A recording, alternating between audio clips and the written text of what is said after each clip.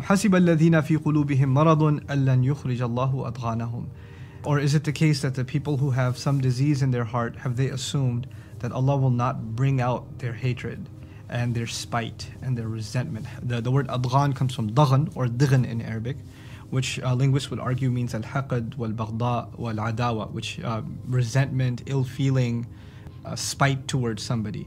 And Allah is saying in this ayah that people that have these kinds of sentiments, they tend to hide them. Like somebody meets you with a smile and they say salam to you and they give you a hug and they ask how you're doing, but yet they're harboring inside them these ill feelings towards you. They have this grudge against you. They're holding something you said for a long time and they don't tell you that. And you'll never get an idea. You won't have a clue that they're holding this against you. And as a matter of fact, it comes out in other people's gatherings, and when they're among their other friends or whatever, they'll talk about you and they'll say things about you. But when they meet you, it's all good.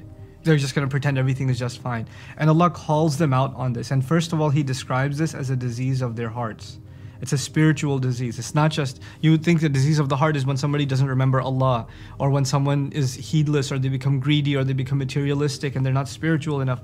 And yet in this ayah, actually part of the meaning of people who have a disease in their heart is actually people who have resentment towards others in their heart. People who are harboring ill feeling towards others in their heart. SubhanAllah. That's a spiritual disease. And then, not only is that a disease, do they really think they're going to be able to hide it? أَلَّنْ يُخْرِجَ اللَّهُ أَضْغَانَهُم. Allah will bring out all forms of their resentments in one way or the other. Doesn't matter how much they try to hide it and how much they try to conceal it because of some agenda or some advantage they want to take, or they don't think it's going to be best for them to let people know how they truly feel. And yet Allah will actually bring it out. You don't have to bring it out and somebody else doesn't have to expose it. It will be Allah Himself who will present the opportunity. He'll create the circumstance where their grudge and their resentment and their spite is going to make its way to the surface. You're going to see it for what it is. SubhanAllah. Allah will create those situations. This is not just about some people, like as you're watching this, you're like, I can think of someone who's holding these grudges and Allah will bring it out one day. Well, Allah hasn't brought it out, which means you shouldn't be making assumptions, you know. But this is about you and me ourselves. Something I learned in life that actually was inspired by this ayah, a policy.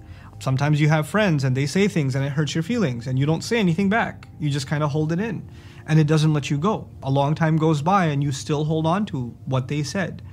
And it does put a crack in your relationship with that friend or with that whoever, that relative, but you don't bring it up to them. I have a policy that I'd even like to recommend when it comes to this stuff. You shouldn't hold back. You should actually be loving and transparent and honest in the relationships you have in life.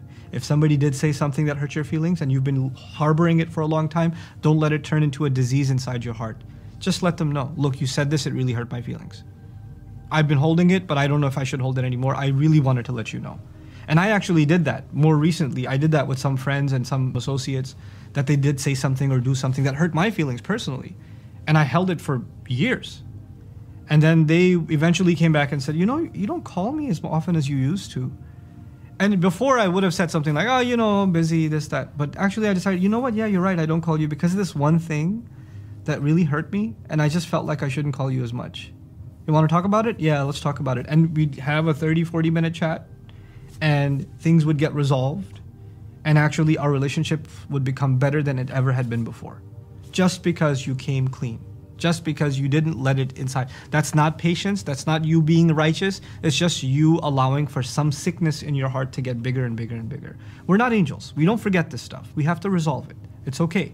It's okay when people resolve things with each other. And we have to find healthy ways of doing that. May Allah make us courageous enough to have openness in our relationships, in our communication, without being offensive.